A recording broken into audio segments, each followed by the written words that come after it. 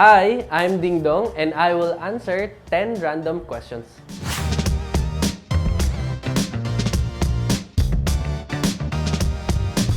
The first one, ano ang paborito mong alaala nung bata ka?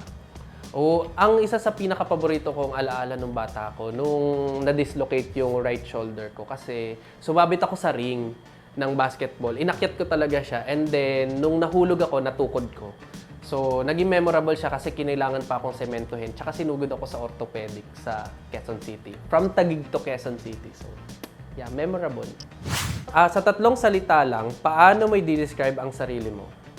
I'm funny, smart, and competitive. Anong pagkain ang kakainin mo araw-araw kung kaya mo? Ampalaya. Favorite ko ampalaya. Ano sa palagay mo ang pinakamahusay na paraan upang malutas ang di pagkakasunduan? Compassion. Yun. Ano ang unang pelikulang natatandaan mong napanood mo sa sinihan? I think One More Chance. One More Chance si John Lloyd. Ano ang pinakamagandang papuri na natanggap mo? Maganda yung ngipin ko. Natural. Kung maaari ka lamang makinig sa isang singer o banda sa buong buhay mo, sino ang pipiliin mo? Sarah Geronimo.